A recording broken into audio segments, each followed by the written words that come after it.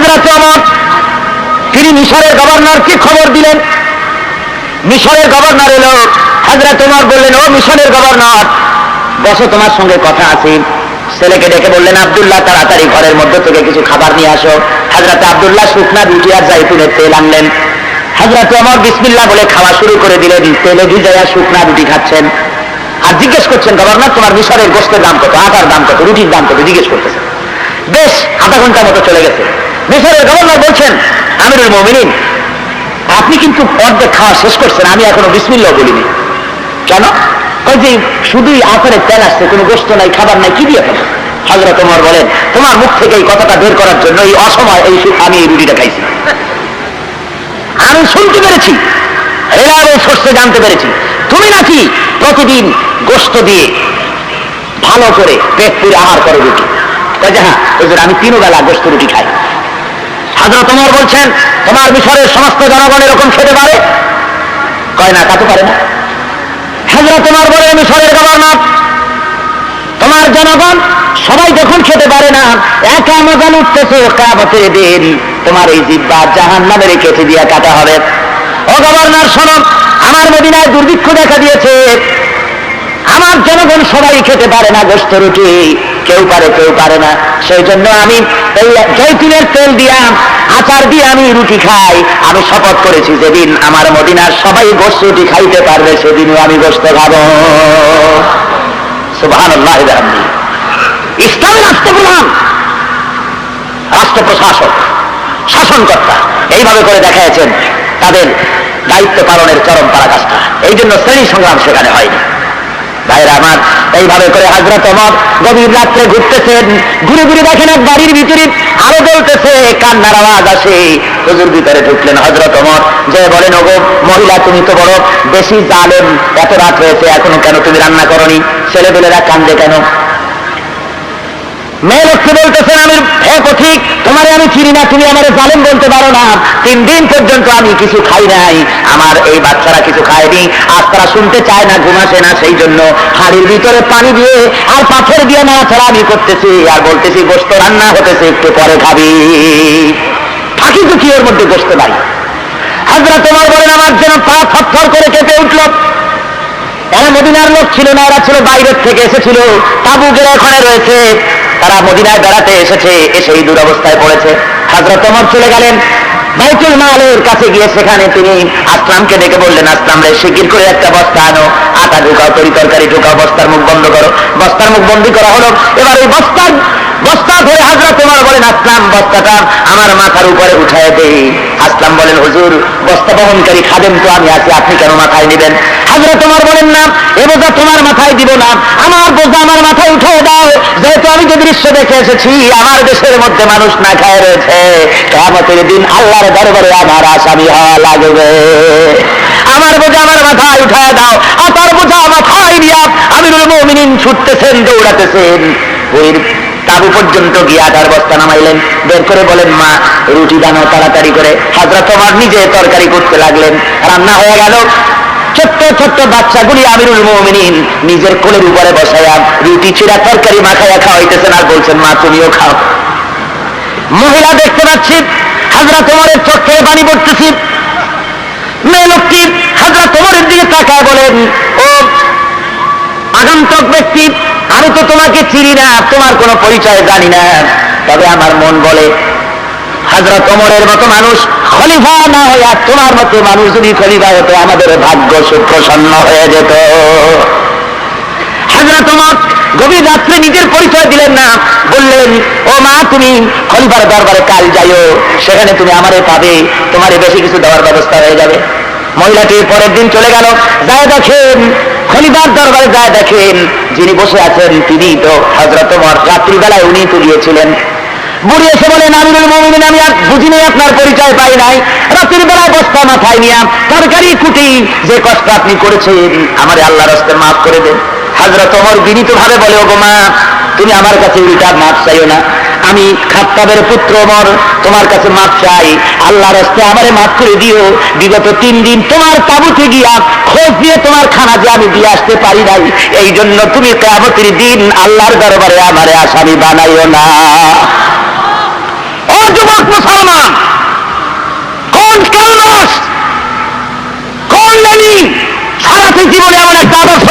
পেরেছে। তোমার শরীরের মাথা থেকে পা পর্যন্ত কি মুসলমানের রক্ত না? তুমি তো মুসলিম সন্তান। কিসের কালমাস, কিসের লেলিন? ওদের বুকে লাথি মেরে ফিরে আয় মুসলমান মদিনায়, আল্লাহ রাসূলের কাছে ফিরে আয়।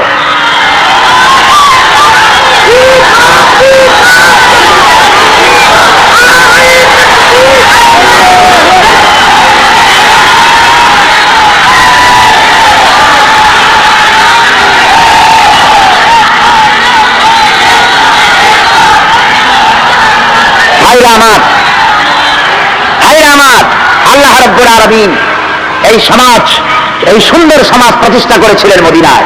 কোথায় করেছিলেন? রাসূল করেছিলেন। মদিনায় যে সমাজ কায়েম হয়েছিল, সেই সমাজ কায়েম এত সহজে হয় নাই, রক্ত দেওয়া লেগেছিল। জোরে কোন লাগে নাই? ভাইরা আমার, রক্ত দেওয়া লেগেছে সেই জমিনে। আর যদি আমরা আল্লাহর দেওয়া বিধান কায়েম করতে পারি, আমাদের তো কোনো জিনিসের অভাব নাই। মহান আল্লাহ রাব্বুল আলামিন এই বাংলার জমিনে আমাদের সব দান করেছেন, কোন জিনিসের অভাব নাই। জোরে বলেন আলহামদুলিল্লাহ, জোরে বলেন আলহামদুলিল্লাহ।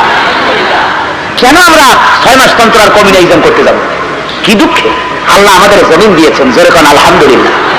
এমন সুন্দর একটা জমিন পেয়েছেন। আমি পৃথিবীর বহুত দেশ ঘুরেছি, আমার মাতৃভূমি স্বাধীন সার্বভৌম বাংলাদেশের মতো এত সুন্দর জমিন আর কোথাও আমি দেখিনি। আমি পৃথিবীর মধ্যে সবচাইতে বেশি মহব্বত করি মক্কা মুআজ্জামা, মদিনা মুনাওয়ারা, যেহেতু সেখানে আল্লাহ নবীর জন্ম হয়েছে, আল্লাহ নবী শুয়ে আছেন এই পবিত্র ভূমি হিসেবে। আর জন্মস্থান হিসেবে পৃথিবীর মধ্যে সবচাইতে বেশি মর্যাদা সম্পন্ন জমিন মনে করি আমার জন্মভূমি বাংলাদেশকে। এত সুন্দর জমিন আল্লাহ দান করেছে। জোরে বলেন আলহামদুলিল্লাহ। মহান আল্লাহ রাব্বুল আলামিন বলেন, দুনিয়ার মানুষ ভালো করে শুনে নাও, খাবারের অভাব তোমাদের হবে না, খেতে বস্তু তোমরা পাবে। একটা আমল তোমাদের করা লাগবে, সেটা হলো এই ওয়ালামু আন্না আহলাল কুরআন আমানু ওয়াত্তাকাউ লাফাতাহনা আলাইহিম বারাকাতিন মিনাস সামাই ওয়াল আরদ। আসমান জনপদের লোকেরা, দেশের লোকেরা যদি আমি আল্লাহর উপর ঈমান আনি আর আমাকে ভয় করার নীতি অবলম্বন করে যদি চলে, আল্লাহ বলেন আকাশ ও জমিনের বরকতের দরজা সব খুলে দেব। জোরে বলেন সুবহানাল্লাহ। আকাশের জমিনের বরকতের সব দরজা আমি আল্লাহ খুলে দেব। এমনিতেই দেখেন, আপনারা তো কোন নাই নেই, আসলে অনেক কিছু আছে।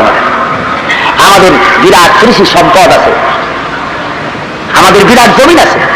আবাদযোগ্য জমির পরিমাণ প্রায় 2,40,00,000 একর বাংলাদেশ। জোরে বলেন আলহামদুলিল্লাহ। এর মধ্যে চাষকৃত জমির পরিমাণ প্রায় 2,20,00,000 একরের মতো বিরাট জমিন আল্লাহ দান করেছে। এরপরে দিয়েছেন বিরাট বনজ সম্পদ।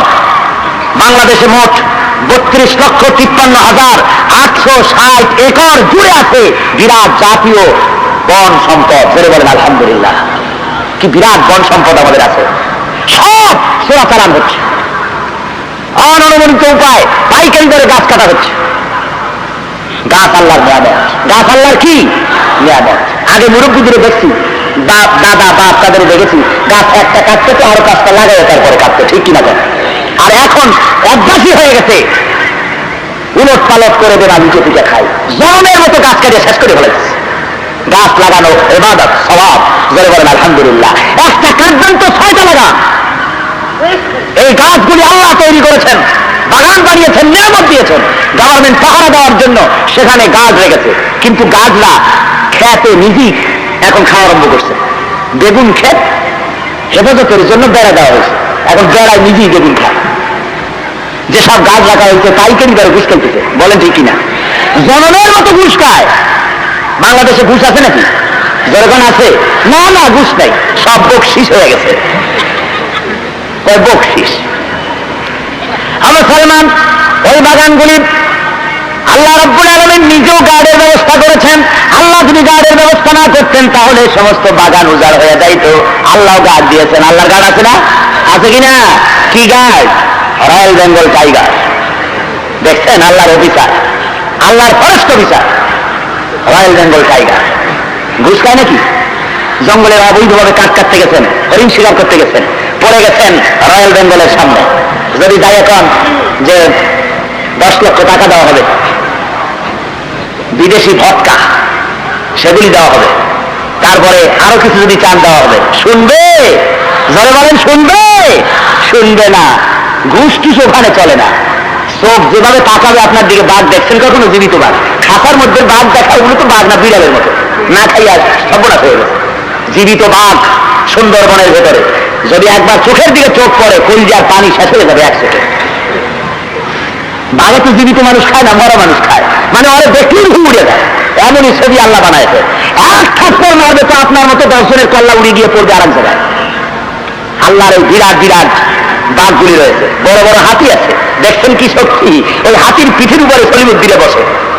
সলিমুদ্দি কই সেই জন্য যে হাতির তুলনায় মানুষ কত ছোট, এতটুক মানুষ, আর হাতিটা বিরাট বড়ি, ওর মাথার উপরে বসে ঠ্যাঙের উপরে ঠ্যাং খেলাইয়া ঠ্যাং না সলিমুদ্দি। তারপরে আবার লাঠির মাথায় একটা পিন লাগাইয়া ওইটা দিয়ে মাথার উপরে এরকম ঘুরতে দেয়।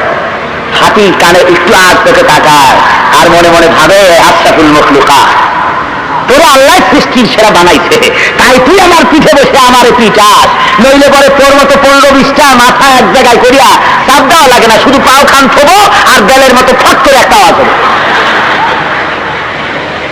আল্লাহ রাব্বুল আলামিন সব মানুষকে দান করেছেন, নাফরমানেরা পাইকারি দরে বন উজাড় করে গাছ লাগায় না, বেশি করে গাছ লাগাও, নিয়ামত। ভাইরা আমার, শুধু তাই নয়, এরপরে আছে নদী সম্পদ। বাংলাদেশের ছোট বড় প্রায় 250টি নদী আছে, যার দৈর্ঘ্য 3200 বর্গ মাইল। আল্লাহ মেহেরবানি, পানি কম নাই, যথেষ্ট পানি ছিল, কিন্তু ফারাক্কার জ্বালায় পানি টানি শুকাইয়া সব একেবারে উত্তরবঙ্গের 8টি জেলা মরুভূমি হতে চলেছে, আরো মরুভূমি হয়ে যাবে। তোমরা তো মুনাফিক, আল্লাহ পানি দিবেন কেন? পানি দিছিলেন মুনাফিকের কারণে, রক্ষা করতে পারেনি। ভারতের কি ক্ষমতা তোমার দিকে চোখ রাঙিয়ে তাকাও? তুমি তো মুসলমান, ও তো সেই ভারত যেখানে আমার পূর্বপুরুষ সুলতান মাহমুদ 18 বার আক্রমণ করে ভারতকে কাঁপিয়ে দিয়েছে। সেই মুসলমান না তোমরা? সেই মুসলমান যে তোমরা, সে কথা বলার সাহসও তোমাদের নাই, হারিয়ে ফেলেছ হিম্মত। যদি ঈমান থাকতে, মুনাফিক না হতে, ওরা পানি বন্ধ করতে পারে? আমি তাই বলেছিলাম ঢাকাতে কারবালার ময়দানে ফোরাতের কূলে ইয়াজিদ বাহিনী ইমাম হোসাইনকে একা পেয়েছিল, তাই সম্ভব ছিল পানি বন্ধ করে দেওয়া। কিন্তু আজকে ইমাম হোসাইনের গোষ্ঠী একটা, আজকে ইমাম হোসাইন একজন নয়, বরং আজকে কক্সবাজারের টেকনাফ থেকে শুরু করে ওদিকের দিনাজপুরের তেঁতুলিয়া পর্যন্ত 9.5 কোটি ইমাম হোসাইন যে দেশে বাস করে, কাউফেরা পানি বন্ধ করতে পারে না যদি তোমরা মুমিন হতে। আজকে মুসলমানদের ঈমান বরবাদ হতে চলেছে, মুনাফিকি এসেছে, সেই জন্যই দুরবস্থা হয়েছে। আল্লাহ রাব্বুল আলামিন পানি দান করেছিলেন, বিরাট পানি সম্পদ আমাদের রয়েছে। এরপরে রয়েছে মৎস্য সম্পদ, লক্ষ লক্ষ টন মাছ আল্লাহ আমাদের দান করতেছে। সে কোন মূল্যে বাংলাদেশের জমিনের উপরে দিন আমরা প্রতিষ্ঠা করব। সরওয়ারে কায়নাত যা করেছেন আমাদের তা করতে হবে অবশ্যই। নারীদের উপরে যে বেইজ্জতি আজ হচ্ছে, এই বেইজ্জতি সম্পর্কে আল্লাহ রাব্বুল আলামিন বলেন, ইজ্জতটা আমি দিয়েছি। বন্ধুগণ, আপনাদের কষ্ট হচ্ছে না? আমি খুব তাড়াতাড়ি শেষ করব।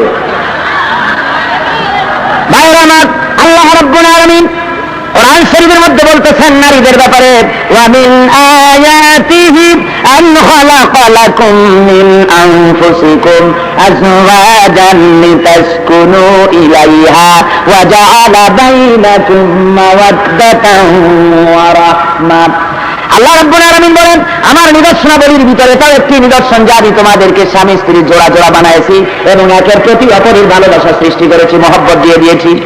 নারীর প্রতি সদ্ব্যবহার করার জন্য কোরআন শরীফ বলেছে, নারীর উপর অত্যাচার করতে পারবে না, ভালো ব্যবহার করবে। আল্লাহ বলেন, ওয়ালাহুন্না মিসলুল্লাযী আলাইহিন্না বিল মারুফ। সদ্ব্যবহার পাওয়ার ওই পরিমাণ অধিকার নারীদেরও আছে যতটুকু সদ্ব্যবহার তুমি তোমার স্ত্রীর কাছে পাইতে আশা করো, সে তোমার সমান অধিকার। তার সাথে তুমি স্বামী হয়ে গেছে বলে লাটসাহেব হয়ে যাও, তার সঙ্গে মহব্বত, ভালোবাসা এবং তার সমান অধিকার তোমাকে আদায় করতে হবে। স্ত্রীদের সঙ্গে সদ্ব্যবহারের জন্য আল্লাহ রাব্বুল আলামিন কোরআন শরীফে বলেন, হুন্না লিবাসুন লাকুম ওয়া আনতুম লিবাসুন লাহুন্না। মহান আল্লাহ রাব্বুল আলামিন বলেন, তোমাদের জন্য তোমাদের স্ত্রীরা তোমাদের পোশাক স্বরূপ, তোমরা পরস্পরের পরিচ্ছদ স্বরূপ। স্ত্রী মানে কাপড় বস্ত্রের সঙ্গে পোশাকের সঙ্গে শরীরের যে সম্পর্ক অঙ্গাঅঙ্গি ভাবে একের সাথে অপর, অমনি ভাবে নারী এবং পুরুষ একের সাথে অপরের স্বামী স্ত্রীর দিল মহব্বত থাকবে। ভাইরা আমার, আল্লাহ রাব্বুল আলামিন আরো বলেন, ওয়া আশিরুহুন্না বিল মারুফ। স্ত্রীদের সাথে সদ্ব্যবহার করো। তালাকের ব্যাপারে যদি বনিবনা না হয়, ইসলাম তালাকের একটা সিস্টেম রেখেছে। এটা ইসলামের একটি নিয়ামত। জোরে বলেন আলহামদুলিল্লাহ। এটা নিয়ামত। অনেকে বলে, যারা বোঝে না তারা বলে যে একটা নারীর উপরে জুলুম। না, জুলুম না। স্বামী যদি নপুংসক হয়, স্বামী যদি অকর্মণ্য হয়, দাজ্জাল মার্কা হয়, জালিম হয়, তাহলে চিরকাল এই নারী তার স্বামীর অধীনে থাকবে। ইসলামের ব্যবস্থা করেনি। ইসলাম বলেছে কোর্টের মাধ্যমে নেকাহ ফাস্ট করিয়ে তুমি আলাদা স্বামী গ্রহণ করতে পারো, নারীর অধিকার আছে। যারা বলেন সুবহানাল্লাহ। আর স্ত্রী যদি জালিমা হয়, অত্যাচারিণী, বিচারিণী, স্বামীর কথা শোনে না, অন্যায় অবৈধভাবে চলে, এ ধরনের যদি হয়, তাহলে স্বামী তার চিরদিন নিয়ে মরবে। আল্লাহ চাই যে না। এমন অবস্থা যদি হয়, ফামসাকুহুন্না বিমারুফিন আও ফারিকুহুন্না। আল্লাহ রাব্বুল আলামিন বলেন, হয় উত্তম ভাবে নিজেদের কাছে রাখো, অথবা ন্যায় নীতির সাথে পৃথক করে দাও। হয় ভালোভাবে রাখো, না হয় ন্যায় নীতির সাথে বিদায় করে দাও। পাইকারি দরে মানে বাপের বাড়ি খালায় ফিরে ঝুলাই রাখবা, এটা পারবে না। যেরকম সুবহানাল্লাহ। আর তালাকের ব্যাপারে তালাক দিতে হবে যদি তালাক দেওয়ার প্রয়োজন হয়, তাও শরীয়ত সম্মত ভাবে। নারীরা এই সমস্ত জানে না, সেই জন্য নারীরা তারা বুঝতে পারে না। প্রগতিবাদী এক শ্রেণীর কমিউনিস্টরা নারীদেরকে ব্যবহার করতেছে যে ইসলাম তোমাদেরকে পর্দা নামক অবরোধের মধ্যে ঢুকা। পর্দা কোনো অবরোধের নাম নয়। নারীকে 3 তালাক যে ব্যবস্থা করা হয়েছে, 3 তালাক একসাথে দেওয়া বিধান। নারীকে এটা জানতে হবে মশলা। তালাক হবে 3 মাসে, 3 তেহরে এক তালাক হবে। যদি তাকে কন্ট্রোল করার জন্য প্রথমে অবাধ্য স্ত্রী 1 তালাক দাও, বিছানা আলাদা করে দাও, তারপরে দেখো 1 মাসের মধ্যে যদি ফিরে আসে তাহলে তাকে রুজু করে দাও। যদি 1 মাসে না হলে 2য় তালাক দাও। 2 মাস বসে যদি তার মন মগজ ভালো হয়, যদি ফিরে আসে ভালো কথা। এরপরেও যদি ফিরে এলো না 3 মাসে, তারপরে 3 তালাক করে দাও। কি সুন্দর বিধান। করে বলেন সুবহানাল্লাহ। একসঙ্গে 3 তালাক দেওয়া ঠিক নয়, বিধান। আর লোকেরা 3 তালাক একসাথে দেওয়ার দূরের কথা। কিছু গোয়ার গোবিন্দ স্বামী আছে, তালাক দিতে দেয়, কয় যে করে দিলাম, তোর মায়ের দিলাম, 1 তালাক, 2 তালাক, 3 তালাক, একেবারে চট্টগ্রাম থেকে মক্কা শরীফ পর্যন্ত তালাক দিলাম।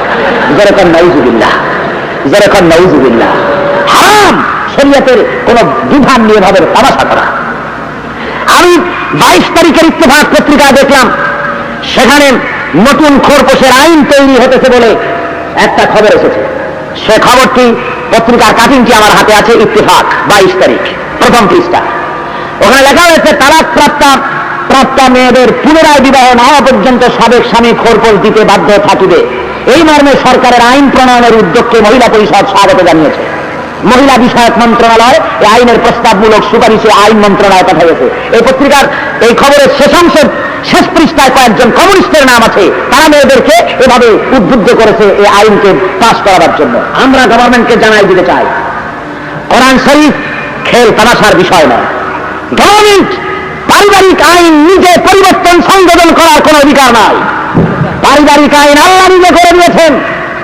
স্বামী যদি স্ত্রীকে তালাকি দিল, স্বামীর সাথে স্ত্রীর সঙ্গে স্বামী স্ত্রী আর সম্পর্কই রইল না। 3 তেহরে অর্থাৎ 3 মাস 10 দিনের খোরপোশ পাবে স্ত্রী। অথবা গর্ভবতী যদি হয়, তাহলে প্রসব না হওয়া পর্যন্ত স্বামীর কাছ থেকে, প্রাক্তন স্বামীর কাছ থেকে সে খোরপোশ পাবে। এর চাইতে এক দানা, একটা সুতা সে পেতে পারে না। জেনারেল সাহেব, মেহরবানি করে ইসলামের পারিবারিক আইনের উপরে হস্তক্ষেপ করবেন না। এটাকে বন্ধ করে দিন। আইয়ুব খানের মতো লৌহ মানব টিকতে পারে নাই পারিবারিক আইনের উপরে হস্তক্ষেপ করার ফলে আল্লাহ রাব্বুল আলামিন গজব দিয়ে বিদায় করে দিয়েছেন। সুতরাং ইসলামী আইনের ব্যাপারে কোন কমিউনিস্টের প্রস্তাব মুসলমান মানতে পারে না। যারা বলেন করেন, আমি মা বোনদের বলবো, ইসলাম আপনাকে সবচেয়ে বড় অধিকার দিয়েছে। স্বামীকে আপনি তালাকও দিতে পারেন যদি প্রয়োজন হয়। অকর্মণ্য, নপুংসক, অত্যাচারী স্বামী যদি হয়, প্রয়োজন বোধে কোর্টের মাধ্যমে তালাক দেওয়ার অধিকার আপনাকে দেওয়া হয়েছে। নারীকে পড়াশোনার ব্যবস্থা করা হয়েছে। মহারানা দেওয়ার ব্যবস্থা করা হয়েছে। মহারানার টাকা দিয়ে সে যদি কোটি টাকারও মালিক হয়ে যায়, কোটি টাকার মালিক হয়েছে স্ত্রী, তাহলে সেই মহারানার টাকা দিয়ে, কোটি টাকা দিয়ে 1 টাকাও স্বামী নিতে পারবে না, ও টাকা সব তার। আর তারপরে স্বামীর খরচ দায়িত্ব স্ত্রীকে খাইতে দেওয়া, করতে দেওয়া। যারা বলে সুবহানাল্লাহ। এখন কেউ কেউ বলে নারীকে তো ইসলাম ঠকাইছে, কমিউনিস্ট লিডাররা বলে, কমিউনিজমের লোকেরা বলে নারীকে ঠকাইছে ইসলাম। কেমনে? কয় যে 2টা মেয়েকে দাপায়, তাপায় 1টা ছেলেকে, এখানে ঠকাইছে। চোখটা একটু বড় করিয়া কোরআন শরীফ ভালো করে পড়ো, তাহলে ভুল ভেঙে যাবে। নারীকে ইসলাম ঠকায় নাই, বরং বেশি দিয়েছে। ছেলে তো পেলে শুধু পিতার কাছ থেকে, এই জায়গায় তুমি বড় করে দেখলে। কিন্তু মেয়ে কয় জায়গা থেকে পায় তা দেখছো? মেয়ে শুধু পিতার কাছ থেকে পায় না, মেয়ে পিতার কাছে পায়, স্বামীর কাছে পায়, ভাইয়ের কাছে পায়, মায়ের কাছে পায়, ছেলের কাছে পায়। 5 জায়গা দিয়া পায় মেয়ে, আর ছেলে শুধু পায় 1 জায়গা দিয়া। আর তোমরা বলে নারীকে ইসলাম ঠকাইছে, তাহলে জিতাইলো কি তোমার কালমাচ দাদাজি? কে জিতাই দিল? কে জিতিয়েছে? ইসলাম জিতিয়েছে নারীকে। যারা বলেন সুবহানাল্লাহ। মুসলমান শুধু তাই নয়, খরচের বেলা নারী তা পায় 5 জায়গা দিয়া, খায় স্বামীর চা। এরপরে মেহমান যদি আসে শ্বশুর বাড়ির, খরচ কার? স্বামী। নিজের বাড়ির মেহমান আসছে, খরচ কার? বন্ধু বান্ধব আসছে, খরচ কার? মেয়ে লোক যদি কোটিপতি হয় সে খরচ করে না, যে তোমার মেহমান আসছে তাতে কি আমার কাজ করা নাকি, তুমি খাওয়া। মেয়ে লোকের খরচ কি? তার পায়ে বেশি খরচ। খরচ বেশি কিছু না, লেটেস্ট মডেলের একটা শাড়ি অথবা বিদেশি একটা লিপস্টিক, এই পর্যন্ত, আর খরচ নাই। তো ইসলাম নারীকে দিতেই না, ঠকাই না। ভাইয়ের আমার, শুধু তাই নয়, নারীকে আল্লাহ রাব্বুল আলামিনের হাবিব বলেছেন। এক সাহাবী এসে রাসূলকে বলতেছেন, ইয়া রাসূলুল্লাহ, আপনি জিহাদের কথা বলেছেন, আপনি বলতেছেন আল জান্নাতু তাহতা জিলালিস সায়ুফ, জান্নাত হলো তরবারির ছায়াতলে। লোকেরা জিহাদের দিকে যেতেছে, মেহেরবানি করে আমাকে তরবারি দেন, আমিও জিহাদের ময়দানে যাব। হুজুর বলেন, ও যুবক, তোমার দেখতে মনে হয় তোমার বাড়িতে বুড়ি মা আছে বলে মনে হয়। যুবক বলে, হ্যাঁ হুজুর, আমার বাড়িতে বুড়ি মা আছে। হযরত রাসূল বলেন, ও যুবক, জিহাদের ময়দানে যাওয়া লাগবে না, বাড়ি গিয়া বুড়ি মায়ের খেদমত আদায় করো। যুবক কেঁদে ফেলল। যুবক কেঁদে বলেন, ইয়া রাসূলুল্লাহ, আমি চেয়েছিলাম জিহাদের ময়দানে গিয়া তরবারির তলে মাথা দিয়া শহীদ হয়ে যায়, আর আপনি আমার বাড়ি পাঠায় দিতেছেন। হুজুর বলেন, যুবক শুনে নাও, জিহাদের ময়দানে তরবারি দিয়া কল্লা কাটাইয়া বেহেশতে যেতে হয়, আর মায়ের খেদমত করে কল্লা সাথে থাকা অবস্থায় আল্লাহর জান্নাতের সুযোগ আছে। সুবহানাল্লাহ। ইসলাম নারীর মর্যাদা বাড়ালো না তো কে বাড়িয়েছে? মায়ের চাইতে মাসির দরদ বেশি। নারী নির্যাতন কারা করে? কারা নারীর সম্মান লঙ্ঘন করলো? ইসলাম করেনি, করেছে তারা যারা নারী রিসিপশনিস্ট পত্রিকায় দেয়, মহিলা রিসিপশনিস্ট চাই। 18 বছর 20 বছর বয়স হতে হবে, স্বাস্থ্য ভালো হতে হবে, অবিবাহিতা হতে হবে। লম্পট। পুরুষের অফিসে মহিলা রিসিপশনিস্টের কিসের প্রয়োজন? যারা বলেন কোন প্রয়োজন আছে? দেশের নেতারা, রাষ্ট্রীয় নেতারা রাস্তা দিয়ে যান, মেয়ে লোকগুলো রাস্তায় দাঁড়িয়ে ফুল ছিটাবার কিসের প্রয়োজন? জিজ্ঞেস করি। হারাম। পরনারীর সাথে হাত মিলানো হারাম, জেনার গুনাহ হবে। আপনারা নারীদের বক্তৃতা শুনতে যান, হারাম। কোরআন শরীফ বলেছে, কুল্লিল মুমিনিনা ইয়াগুদ্দু মিন আবসারিহিম। আমার বাপের কথা শোনাতে আসি নাই, আল্লাহর কথা শোনাতে এসেছি। আল্লাহ বলছেন, নবী বলে দেন, মুমিনরা যেন পরনারী থেকে চক্ষুকে নিম্নগামী করে। আর স্ত্রীদের বলা হয়েছে, কুল্লিল মুমিনাত ইয়াগুদ্দুনা মিন আবসারিহিন্না। ও মুমিন মহিলারা, তোমরাও নিজেদের চোখকে পরনারী থেকে নিম্নগামী করে রাখো। হ্যাঁ, পর পুরুষ থেকে নিম্নগামী করো। সুতরাং আজকে এটা হচ্ছে না, যার জন্য জেনা ব্যভিচার পাইকারি দরে বাড়তেছে। ইসলাম বলেছে পর্দায় থাকার জন্য, আর নারী পর্দা থেকে বেরিয়ে এসছে।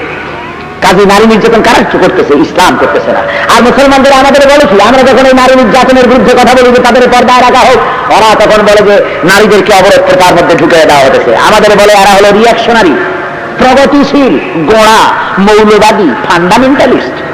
আমার কোন কোন রাষ্ট্রীয় নেতা তারা আবার বলেন, আমি ধর্মভীরু, আমি মৌলবাদী নই। মুসলমান, আমাদের যদি তোমরা মৌলবাদী বলো, প্রতিক্রিয়াশীল বলো, আর মনে করে মৌলভী সাহেবরা বাংলা বোঝে না, আমরা বাংলা পড়ছি, ইংরেজি পড়ছি, বুঝি। দাঁত পিছে পিছে গাড়ি যায়, রিয়াকশনারি, প্রতিক্রিয়াশীল। আমি বলি একবার না, দুইবার না, আমরা লক্ষ কোটিবার প্রতিক্রিয়াশীল। আমরা মৌলবাদী, আমরা ঘোড়া, একবার দুবার না, কোটিবার। কারণ মৌলবাদী, মৌল শব্দ এসেছে মূল থেকে। মৌল শব্দ কোথেকে এসেছে? মূল থেকে। আমরা গোড়ায় আছি, মূল ধরে আছি। মূল কি? মূল হলো আল্লাহ রসুল। মূল কি? আল্লাহ এবং আল্লাহ রসুল। মূল হলো কোরআন আর হাদিস। তা আমরা গোড়া ধরে আছি, মূল ধরে আছি। আমরা যদি গোড়াবাদী হই, আমরা যদি মূলবাদী হই, তোমরা তো তাহলে আগাবাদী। ডালে ডালে বেড়াও, নিত্য নতুন ফুলের মধ্যে খাইয়ে বেড়াও, ঠিক কিনা? তোমরা আমাদের বলেছে প্রতিক্রিয়াশীল। নিশ্চয়ই লক্ষবার কোটিবার আমরা প্রতিক্রিয়াশীল। ক্রিয়া থাকলেই তো প্রতিক্রিয়া হয়, অ্যাকশন থাকলেই রিয়াকশন হয়। আমাদের ভিতরে আছে ইমানের ক্রিয়া। কি আছে এরকম? ইমানের অ্যাকশন আছে। তাই ব্লু ফিল্ম, অশ্লীল ছবি, অশ্লীল ম্যাগাজিন দেখলে প্রতিক্রিয়া হয়। জেনা ব্যভিচার দেখলে ক্রিয়া আছে বলে প্রতিক্রিয়া হয়। সেই অর্থে আমরা প্রতিক্রিয়াশীল। আর তোমাদের ইমানের ক্রিয়াও নাই, প্রতিক্রিয়াও নাই। তোমরা তো দেহে অর্থাৎ প্যারালাইজড হয়ে গিয়েছে। তোমরা ইমানও নাই, ইমান না থাকলে প্রতিক্রিয়া হবে কেন? হইতে পারে জোরে গান, জোরে বলেন হতে পারে পারে। সুতরাং মেয়েদেরকে আজ ইসলাম তাকে চাকরির সুযোগ দিয়েছে। মেয়েরা চাকরি করতে পারবে, মেয়েরা নামাজ পড়তে পারবে, জামাতে নামাজ পড়তে পারবে, ঈদের নামাজ পড়তে পারবে, জুমায় মসজিদে যেতে পারবে। ইসলাম অধিকার দিয়েছে। জোরে বলেন সুবহানাল্লাহ।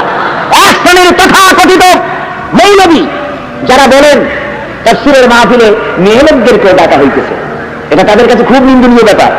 আর মেয়ে লোকেরা যখন সিনেমায় যায় তখন কিন্তু হুজুরের নীরব নিথর।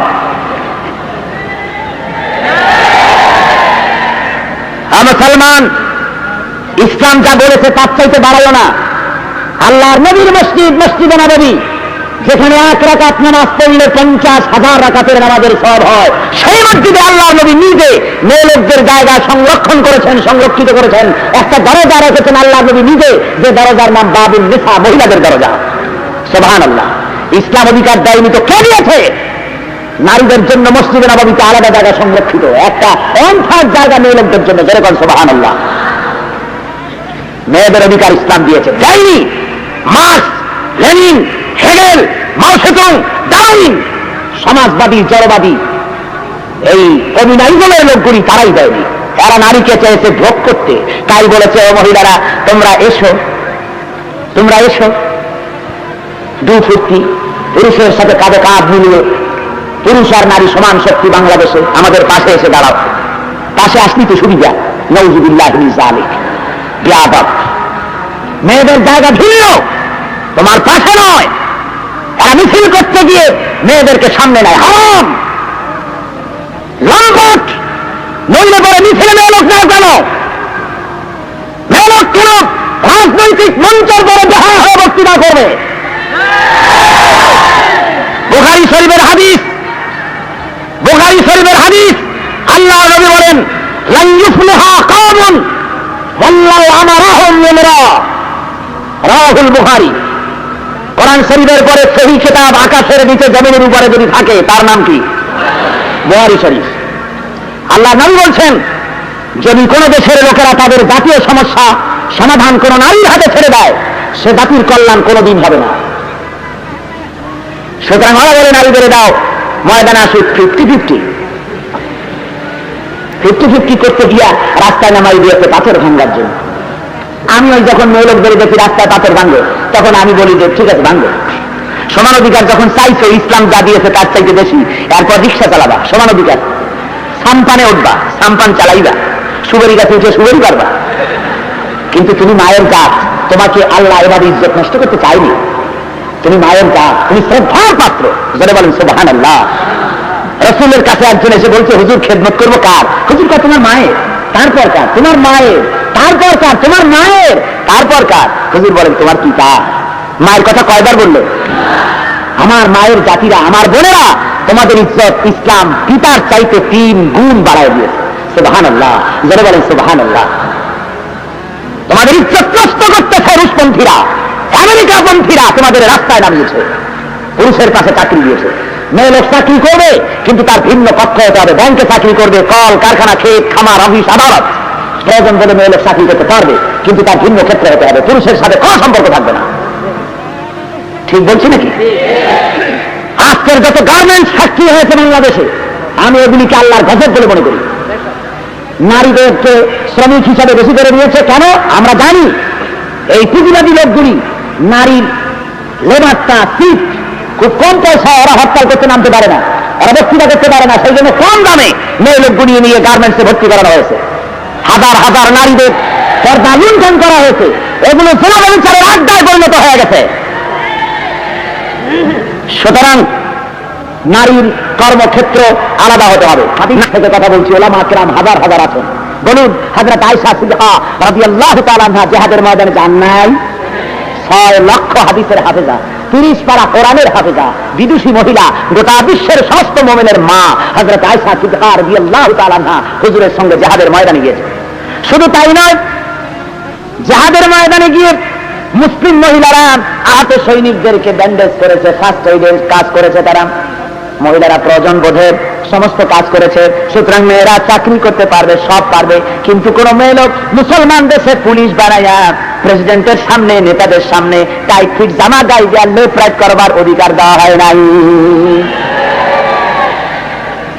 মহিলা পুলিশ হয়, মহিলা পুলিশের দরকার কি? আমি এয়ারপোর্টে একদিন জিয়া রহমান সাহেবের সময় এক মহিলা পুলিশের সাথে দেখা। আমি বললাম, মা তুমি পুলিশ হয়েছে কেন?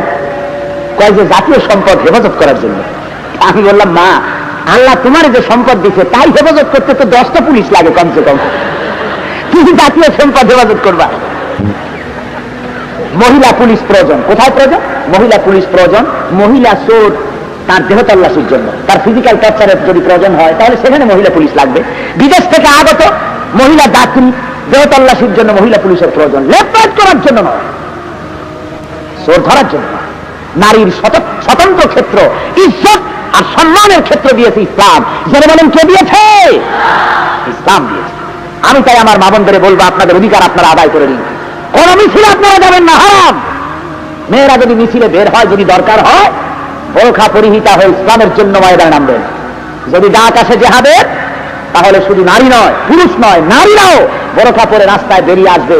যদি প্রয়োজন হয় তাহলে সে ধরনের ডাক আসবে ইনশাআল্লাহুল আজিজ। এছাড়া জায়েজ নাই ঘর থেকে বের হওয়া। আপনাকে সব রকমের অধিকার ইসলাম আপনার জন্য রেখেছে। সুতরাং ইসলামের এই অধিকারগুলি আদায় করবার জন্য, এই অধিকার ভোগ করার জন্য নারীদেরকে ইসলামী বইপত্র পড়ার জন্য আমি অনুরোধ করছি। মেয়েদেরকে আমি বলবো, আপনারা আপনাদের সংসারকে ইসলামের দুর্গ বানান। ছেলেপেলেরা যেন ইসলাম আপনার ঘরের ভিতর থেকে ইসলাম যেন শিখতে পারে। যারা বলেন আলহামদুলিল্লাহ। ছেলে মেয়েদের ভালো ভালো নাম রাখুন। আজকে নামেরও সর্বনাশ হয়ে গেছে। ছেলের নাম ছয় জিরো, ছেলের নাম নাট, তারপরে স্ক্রু ড্রাইভার, মানে ইংরেজি নাম যা পছন্দ আছে, মুখে যা আসে একটা খেয়ে থাকে। তারপরে মেয়ের নাম ছয় আপেল, আঙ্গুর, বেদানা, নাচে না, পড়ে না, ওঠে না, যা খুশি। ইসলামী নাম রাখুন, ভালো হবে, ভালো হবে। আমার আল্লাহর দেওয়া বিধানকে জমিনে কায়েম করার জন্য মুসলমানদেরকে আজকে সংগ্রামে আসতে হবে। আল্লাহর নবী জিহাদের ময়দানে এসেছিলেন, রক্ত দিয়েছিলেন। নবী আমার মুতার প্রান্তরে রোমকদের বিরুদ্ধে লড়াই করেছিলেন, বড় শক্তির সঙ্গে যুদ্ধ করেছেন। যদি প্রয়োজন হয় বাংলাদেশের মুসলমানদেরকেও জিহাদের ময়দানে আসতে হবে। রাজি আছেন? আল্লাহর নবী ঘোষণা করলেন রোমক সাম্রাজ্যের বিরুদ্ধে মওতের প্রান্তরে যুদ্ধ হবে। ওরা 3000 আসতেছে, ওরা 1 লক্ষ আসতেছে। হুজুর 3000 মুসলমান তৈরি করলেন, আর ওই 3000 মুসলমানদের মধ্যে প্রধান সেনাপতি হিসাবে আল্লাহ নবী নাম ঘোষণা করলেন। আমার পালক পুত্র হযরত যায়েদের নাম আমি ঘোষণা করলাম। 2 নম্বরে জাফর বিন আবি তালেব, 3 নম্বরে আব্দুল্লাহ বিন রাওয়াহা, 3 জন সেনাপতির নাম ঘোষণা করলাম। তোমরা বাড়ি গিয়া তোমাদের বিবি বাল বাচ্চার মায়ের কাছে বিদায় সালাম করে আসো। ভাইরা আমার, একই জিহাদের ময়দানে একজন লাগবে, মাত্র একজন সেনাপতি লাগে, কিন্তু সেনাপতির নাম 3 জন বলা হলো। কয়জন? ওই 3 জন বুঝতে পেরেছেন যে আমরা যে জিহাদের ময়দানে যেতেছি জীবনে আর ফিরে আসতে পারবো না, জনমের মতো বিদায় হয়ে যাব। রাসূল তো 3 জনের নাম নিয়েছেন। হযরত যায়েদ বলেন, ইয়া রাসূলুল্লাহ, আপনি সালাম দিতে বলেছেন মা বাপকে, আমার আব্বা জানতো আপনি আমাকে অর্ডার করেছেন, আমি মেনে নিয়েছি। আর আবার মা হযরত আয়েশা ঘরের মধ্যে, আমি তাকে সালাম করতেছি, আমার কথা তো তিনি শুনেছেন, আমার তো আর কোনো জায়গায় যাওয়ার দরকার নাই। হযরত জাফর চলে গেলেন নিজের বাড়ি।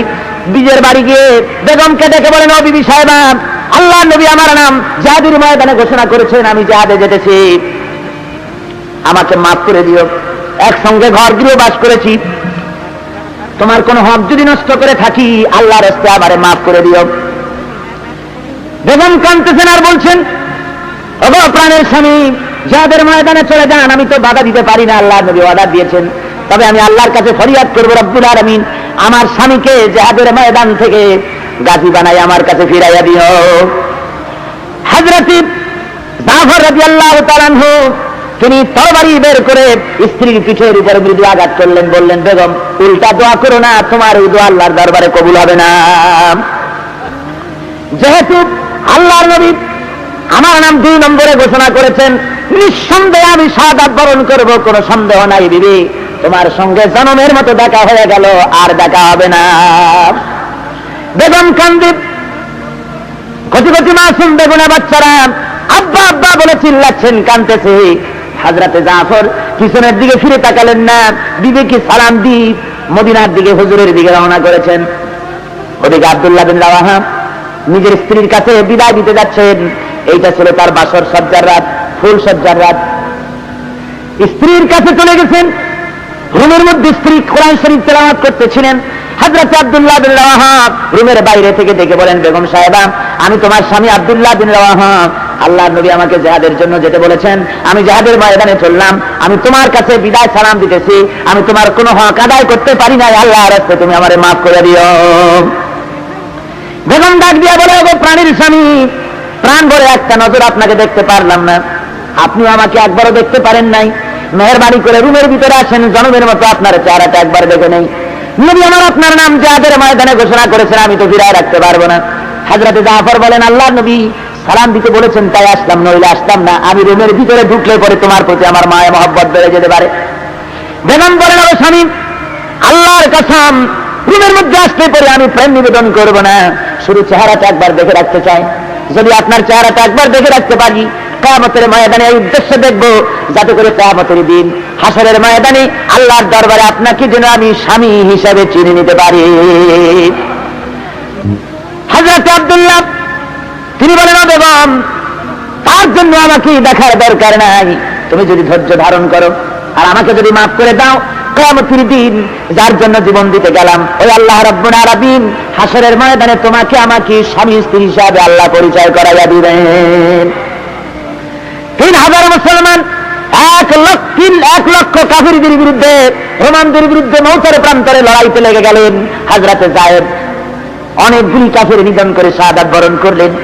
হযরতে জাফর এবার ইসলামের ঠান্ডা নিয়ে অগ্রসর হতেছেন। কাফিরদের ইমানেরা ঘেরাও করে ফেলে দিয়েছে। হযরত জাফরের ডান হাতে কোপ দিয়েছে, হাতটা ঝুলে পড়েছে। এবার হযরতে জাফর বাম হাতে তরফ তুলে ধরেছেন ঝান্ডা, বাম হাতে কোপ পড়েছে।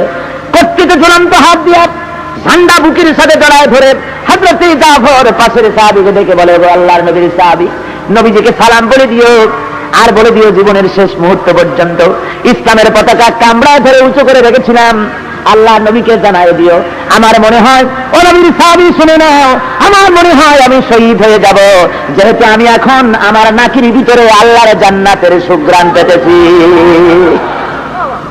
ভাইয়ের আমার, হযরতে জাফর শহীদ হয়ে গেলেন। হযরতে আব্দুল্লাহ বিন রাওয়াহা, হযরতে আবু উবাইদা দুইজনে মিলে চললেন ঝান্ডা ধরার জন্য। যেতে যেতে তারা গিয়ে দেখেন দূরে পতাকা উঠতেছে। মনে মনে ভাবলেন, আমরা যাওয়ার আগে পতাকা কে উড়ালো? কাছে গিয়ে দেখেন হযরতে জাফরের হাত পাও কাটা অবস্থায় ছিন্ন ভিন্ন হয়ে পড়ে আছে, দেহ একদিকে, পা একদিকে, আর শূন্য মাথাটা খালি মাথা এক কোণায় পড়ে থেকে ইসলামের পতাকা কামড়ায় ধরে উঁচু করে রেখে দিয়েছেন।